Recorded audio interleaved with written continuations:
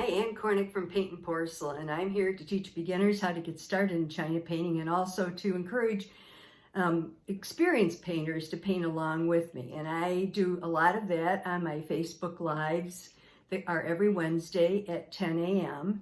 at www.facebook.com/paint and porcelain. And that's the name, it's all one word, Paint and Porcelain. But today, I wanted to take a minute to talk about a technique that I think is very helpful to both start and finish your piece, especially when you get to a point where you don't know what to do, but you know it needs something. Now, for beginners, a lot of times the hardest thing to do is get the paint to go on the way you want it to. And, you know, that's not at all surprising. It happens to all beginners. And if you use just a real slick surface like this, a lot of times the paint goes on, but it doesn't go on as dark as you want, or you can't get it to do what you want it to do. So what I've done in the past that I found worked very well for me is I use a tinted surface. And this is an example of a tinted surface. This is tinted with yellow, and you see there's no glare on it. It has, if you listen, can you hear that? It has a texture to it, not much, but a little bit of a texture to it. And it does make a difference in the way that your paint sticks to the china. You don't have to use quite as much paint, and I find it'll usually do exactly what I want it to do. So that's a new way to start your piece. Another way to finish it, which is one that I don't use very often, but every once in a while I need to, is what we call a wash. And it's very similar to tinting your piece. It's kind of an all-over color, but usually it has to do with the piece that you're working on and the color that you're using in that. I used a wash on this piece that I did recently, and I used an Imperial Jade wash. Now I think you can see it most clearly up in this area and down in this area here. And what I did was, and even on the leaves you can see, what I did was I took the whole piece except for just the center where I knew I wanted to have a light color, and it was already there the way I wanted it. And I took and I started painting this color all over the piece. And then I went through and wiped out the areas that I wanted to have highlights. So I'm going to show you how to do this. And I'm also going to show you how to tint your piece. Now, some of the things that you should have, and this will be a little bit foreign to those of you that like to paint with a smaller brush, is you need a big brush for this. You really do. You need to start at least at a 10. This is a 10. And this one is a brush that doesn't have a metal ferrule. So this is called a quill. When it has that wrap with the plastic on it, it's called a quill. And the quill brush I like because it gives me a little smoother finish. So for this application, this is one of them I would choose. That's a 10. That's the minimum size I would go. Then the next thing I would try, if I had it handy, this is a 12. And this is called a Filbert, and it has a metal ferrule. That's what this metal is here that's smashed so the brush stays nice and thin. And it has a rounded top. So this is a Filbert, and the reason I like this brush is because it gives me a nice filtered color, also very smooth. Then I have a 20. This is a 20. It's a Jane Houston brush. And it's chubbier, as you can see on the side. This again is a quill. And the reason I like this brush is because it also goes on very smooth. And then as far as large brushes, the final large brush that I would consider using is probably a 3/4 inch. And this is a 3/4 inch. This is an old Joyce Burlew brush. It's very, very flat, as you can see. And it covers large areas. The larger the brush you use, the less brush strokes you'll see. But even if you get brush strokes, there are ways that you can take care of that. Now, one of them, of course, is after you get the color on, you can use a sponge. And if you have sponges like this is a wonderful way of helping things get smooth. You have to let the paint set a little bit because you don't want to take the paint off. You're putting this on as a tint or a wash, but you just pounce, press. And if it's a rounded edge, you can use this. If there's like a lip on it, like there is on this piece, you see how it comes up? You can use that and it will adhere perfectly to the roundness of the piece. Another option that you have is using what everybody calls the pink sponge. You can get these through Dallas China and some of the other China companies. The way you use this to get a nice smooth finish is you pull it together in, like pull the two sides in and the other two sides in and put your finger in the middle so that you get a nice rounded edge. And then again, you take that and you press, and that will help even out some of the brush strokes that you get. The third and final option you have for smoothing things, if you can't get them smooth using the brush, is a silk. And a silk is basically what it sounds like. It's a piece of silk scarf that you can buy. You can buy these short silk scarves at secondhand stores, so you're not spending a lot of money, but just make sure that the label says that it is silk, because it has to be silk.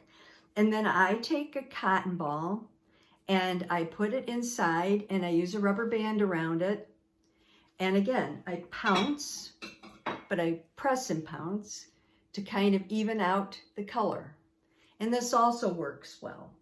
But when you use this tail could get in your way. So you kind of have to wad it up in your hand when you're using it so the tail doesn't drag across the piece. Okay, I'm going to get started tinting a piece.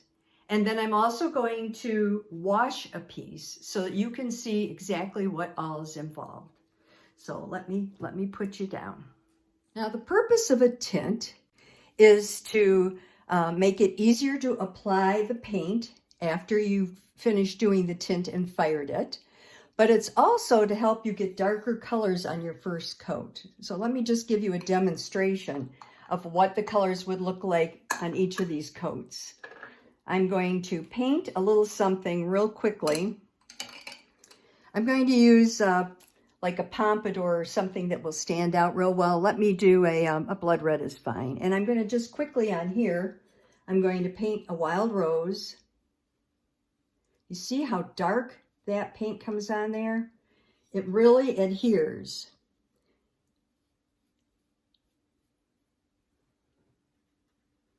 And then you go over here.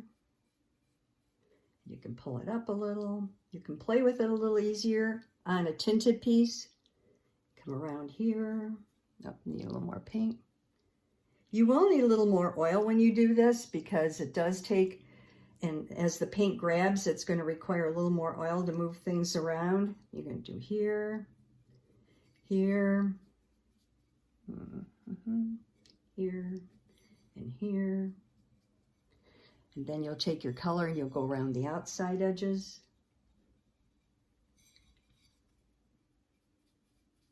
This is just a quick and dirty to give you an idea.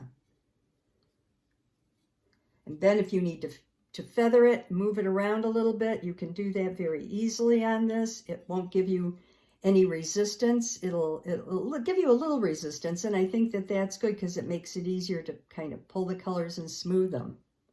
Okay. Here's the same idea, and this time I'm going to do it on a non-tinted piece, and you will see the difference. Okay.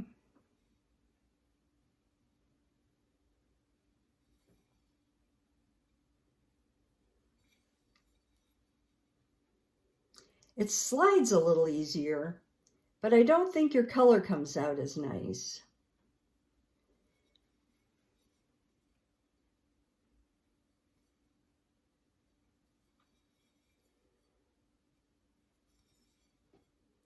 And you see the color is much lighter. And when you go to pull like this, you have to be very careful. See, I don't know if you can tell, but here it went right out of the area I was trying to work in. And see, it affected the edges there. You have to be very, very careful when you're working with a non-tinted background because the paint moves more easily when you try to manipulate it. And as you can see, the color, the depth of color is just a little bit different on the darker one, on the tinted one, which is this one. Okay, so there are two ways that you can tint china. I'm going to wipe that off and get rid of this. The first way to tint china is to do all over one color. And I do this a lot, especially when I'm not sure what I'm going to be putting on the piece. So, for instance, if I know that this piece is just going to be saved for later, something I'm just working on now, I will usually paint it with an ivory, a yellow. I don't usually paint with a pink or a blue because it will affect the colors that go on top of it. And if I don't know what I want to put on this piece, then I wouldn't do that. In order to paint on this piece, and I know I just said I would do ivory or yellow, but for the purposes of you being able to see what I'm painting, I'm going to actually use more of a red so that you can see what I'm doing exactly, so that you get an idea. I do what we call a hash stroke. I start and I go, let me get some more paint on. I start, I need a little more oil. If it starts dragging like that, you know you need a little more oil. But don't get it too oily or it won't give you a nice smooth finish. First I go one direction, pressing the whole time. Then I start going a different direction. You notice when I start going a different direction, it sort of smooths the ones that I did the other direction. Can you see that? Then I start going another direction. You want a filtered background like this. You don't want it completely, completely all one color. You want a filtered background, meaning that your colors have, oops, got a little, there. Your colors have a little variety to them. You see how I have highs and lows? This brush is shedding. Here we go. How I have highs and lows. I have some areas that are a little darker, some areas that are a little lighter, and you just keep pulling. Pull, pull, pull. That's how you get the paint to the edge. You're going to need lots of oil and a good amount of paint in order to do the whole plate.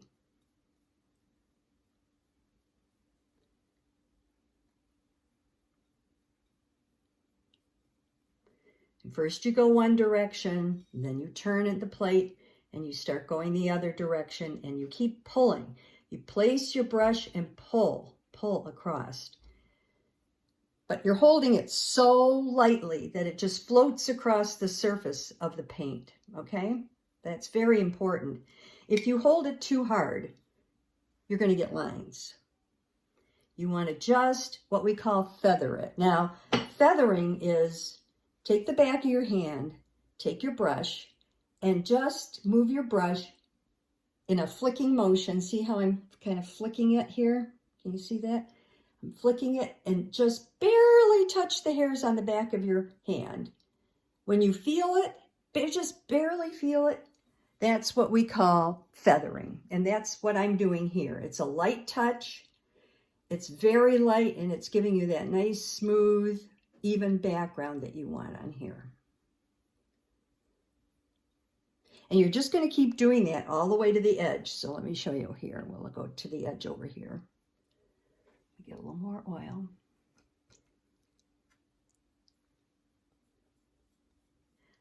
I like the control that you have painting on a tinted piece. I really enjoy that. So you'll have to decide if this is for you or not. It may not be, but as you can see, then if I went all the way around, and there's another way you can do it too. You can go like this and just put some color on all over and then start feathering it, going the different directions. And sometimes that'll work to help get the color on there a little quicker for you. As you see, I've covered a lot more space by doing that. This is also the way you apply background around your subject when you're painting it. But I just wanted to show you this technique because I like having a tinted plate to paint on. It's always very helpful. And I usually keep 1 or 2 tinted plates down my basement so that when I have a piece that I want to paint that I know I'm going to need to have a little more control over, it's already down there. Or in the case of the yellow plate that I showed you, I want to do daffodils on this plate. And if I do daffodils on this plate and it already has a yellow tint to it, I won't have to do the lightest color of daffodil. I can start with my yellows and it'll automatically add some contrast. So that's another reason that I painted this particular one yellow. So that's painting it smoothly. And this can be as smooth as it is. Can you see that? It's kind of filtered. Now, if you want it smoother than that, like I said, you can use some of these other tools. This is the makeup brush, and you can just pat it. Can you see what it's doing there? It's lifting a lot of the paint, but you want it to be light. So if you want it like that, that's one way you can do it. I'm going to use my sponge that already has a little paint on it here. And I'm going to wad it up and I'll show you how that does. Oh, here we go. This you have to be a little more delicate with. Can you see over on this side here? This is where I'm doing it. It doesn't take off as much paint, but it does give you that smooth effect. And the final, of course, is the silk. I'm going to go down here with the silk. This is what it looked like ahead of time. And if I apply the silk, it does even it out ever so gently. Okay, so those are several options that you have for painting just a solid piece. Okay, so there's another way that you can tint if you know what you're going to be painting. So I'm going to bring over this wild rose. If I were to paint this wild rose on this tea tile, and I knew I wanted let me see if I get a pencil here. I knew I wanted a rose here, and maybe here, and up here, okay? And that's about where they are. I don't know if you can see, but I've got one up here, that's there, one here, and that's there, and then one next to it. If you want to do that, you can use a 2-tone or a 3-tone painting. You can start out by putting a light pink. I'm using a little darker pink than I would for this. I would use a pretty pink, a Lori pink, a soft pink, something extremely light. But I'm painting this darker so that you can see what I'm doing. And I would paint it there, and I would paint it there, because I know I'm going to have a little pink rose there, and I'm going to have a little pink up in here. And if it goes off into the background, that's fine too, because you want to repeat your colors other places. Okay, and then I'm going to feather it really nicely out into the background, just a tad. I'm going to pull this down just a little here. There we go. Pull it across, pull it this way, this way, this way, this way. Okay, now I know that the rest of this piece is going to be blue, but I have a little yellow there. So since I know that's the way this is going to come out, if you're working from a study, for example, where you have the picture in front of you and you know exactly how it's going to turn out, then you can take some, say, mixing yellow. It'll be a little bright. I think you should be able to see it. And you put it out in the background here. And you just Again, back and forth and back and forth. Pull, pull. Do you see it? Yep, you can see it. I'm going to pat this now, and I'm going to start mixing my colors here just a tad. Oh, this brush is shedding, and that's driving me crazy.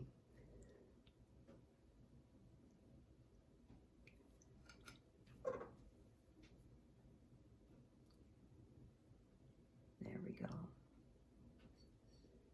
And we're just mixing those colors sort of together there so that the pink mixes right into the yellow. Actually, what you really want to do is pull the yellow into the pink and then back the pink into the yellow. And you don't want it to look like you're painting a rose. You just want the color behind it. Then finally, you'll be putting a blue on here for the background.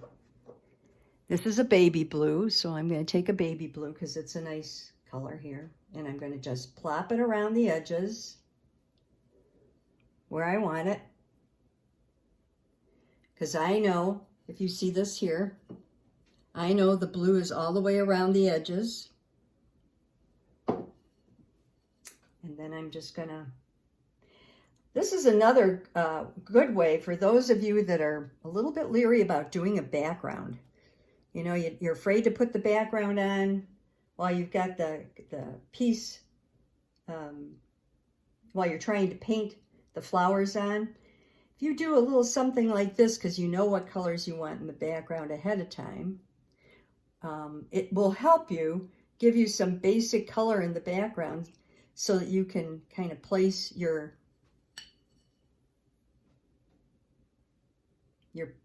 flowers and things. Now, anytime you tint a plate, the solid or the multicolor, you need to fire it before you move on to the next step. Okay? So I would fire this and then I would paint on it. Okay? And if you don't get it all over, that's fine. But if you want to just lightly pull it in, you'll get a nice color everywhere. And now you see that's going to be where those colors are, and it's going to help me get my piece started. Okay? And I'm going to fire this. When it comes out of the kiln,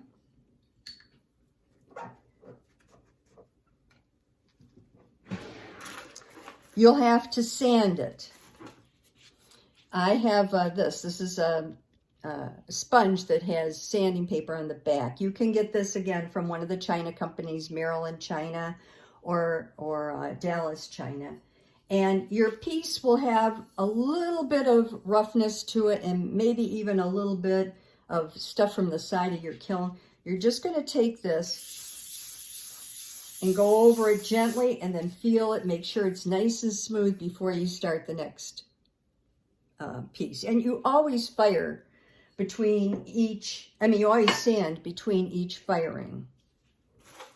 So that's what I can tell you about tinting. That's how you tint. Now let's talk about washes. As I said, this piece I did a wash on. And as you can see, I used actually a baby blue up in here and here. And then I used the Imperial green all over the rest of it. And then I just pulled out where I didn't want any color on there. And it gave me instant shadows. That's at the end of a piece. Now, I'm going to do a color on this piece that will at least help you see what a wash would look like. And I'm hoping we can get a little bit of the reveal so you'll get a real good idea of what it looks like. All right, I'm going to be using my favorite color, blue-black. And you're going, I bet you're all like, oh my God, what's she doing? I'm putting the blue-black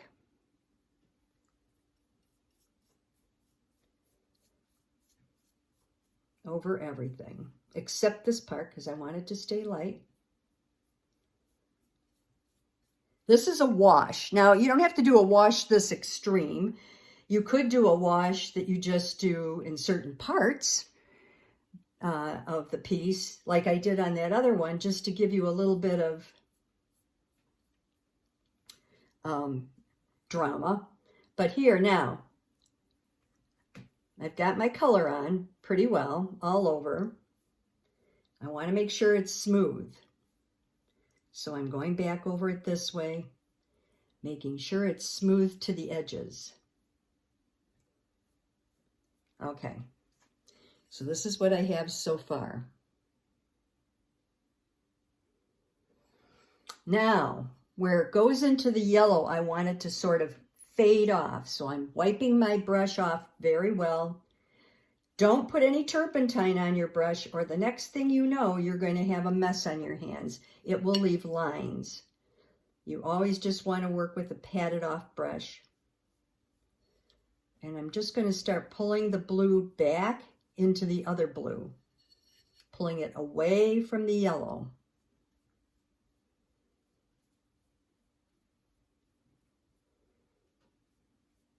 Okay, now I've done that. Then I'm going to take my sponge, because this is a good application of the sponge. See what I have so far? And I'm just going to pat around the edges, because I really want it to fade off well.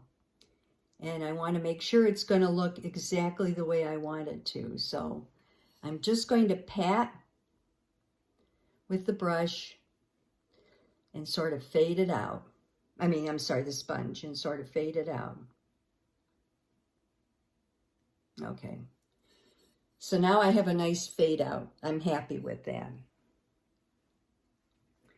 Then I'm going to take my regular brush, and I used a number 10 on this, and I'm going to put it in turpentine and pat it off on my towel so it's so dry you can't possibly mess anything up.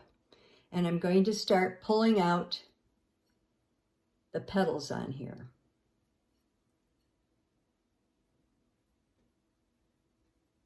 And it's a press and lift.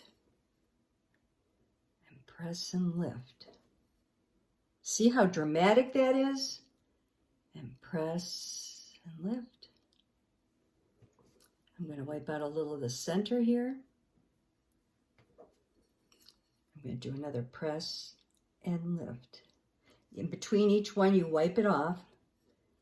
Press and lift.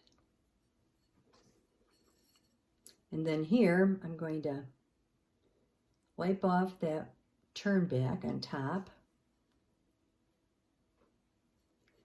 And I'm going to come down here and just pull it down a little, because I want a little of the shadow there. And then here I'm going to take half of it and make it very bright.